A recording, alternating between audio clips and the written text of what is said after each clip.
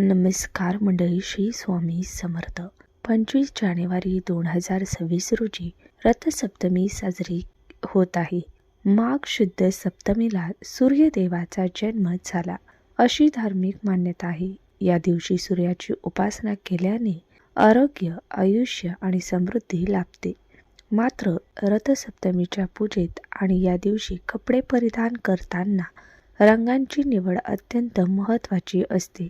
शास्त्रानुसार रथसप्तमीला ठराविक रंग परिधान करणे जसे शुभ असते, तसेच एक विशिष्ट रंग परिधान करणे अत्यंत अशुभ मानले जातं.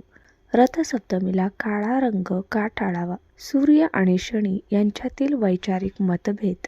ज्योतिषशास्त्रानुसार सूर्यदेव हे प्रकाशाचे, आत्म्याचे आणि सत्तेचे कारक आहेत, तर शनिदेव हे अंधाराचे आणि कर्माचे कारक आहेत. काळसर रंग हा शनिदेवाचे प्रतीक मानला जातो. पौराणिक कथानुसार सूर्य आणि शनी यांच्यात पिता-पुत्राचे नाते असले तरी त्यांच्यात तीव्र शत्रुत्व आहे. त्यामुळे सूर्याच्या जन्मोत्सव दिवशी त्यांचा शत्रू मानल्या जाणाऱ्या शनीचा रंग परिधान करणे शुभ मानलं जात नाही. असं केल्याने सूर्यदेवाची कृपा मिळत नाही अशी धारणा आहे. ऊर्जेचे शोषण आणि नकारात्मकता. वैज्ञानिक दृष्टीतून पाहिले तर काळा रंग हा उष्णता आणि प्रकाश शोषून घेणारा रंग आहे.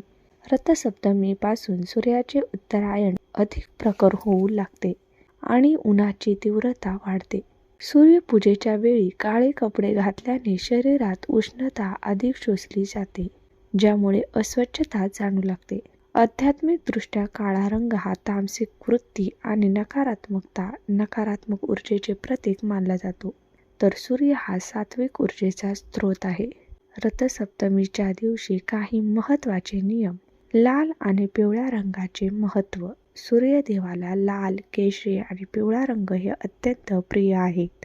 या रंगाचे कपडे परिधान केल्याने व्यक्तीचा आत्मविश्वास वाढतो आणि सूर्याचे तेज प्राप्त होते. ज्यांना आरोग्याच्या समस्या आहेत त्यांनी या दिवशी लाल रंगाचे वस्त्र परिधान करून सूर्याला अर्घ्य द्यावे. पांढऱ्या वस्त्राचा पर्याय. जर तुमच्याकडे तेजस्वी रंगाचे कपडे नसतील तर शुद्ध पांढरे कपडे परिधान करणे सर्वोत्तम आहे. पांढरा रंग हा 7 रंगांचे मिश्रण असून तो शुद्धता दर्शवतो, जो सूर्य उपासनेसाठी पूरक आहे. गडद निळा आणि जांभळा रंग टाळा. रंगाप्रमाणे गडद निळा किंवा जांभळा रंग हे राहू आणि शनीशी संबंधित आहेत. रथसप्तमीच्या दिवशी हे रंग घातल्याने कामात अडथळे येऊ शकतात. असे मानले जाते की अंघोळीची विधी आणि रंग. रथसप्तमीला सकाळी सूर्योदयापूर्वी अर्कपत्राच्या साह्याने स्नान करण्याची परंपरा आहे. यावेळी स्त्रियांनी शक्य असल्यास पिवळ्या रंगाची साडी नेसावी, ज्याला हरिद्रा रंग असेही म्हणतात, जो सौभाग्याचे प्रतीक आहे. रथसप्तमीचा हा शुभ मुहूर्त असल्याने या दिवशी नवीन कपडे खरेदी केले जातात. मात्र खरेदी करताना काळे किंवा राखाडी कपडे घेऊ नये. त्याऐवजी सुती आणि फिकट रंगाच्या वस्त्रांना प्राधान्य द्यावे. धन्यवाद.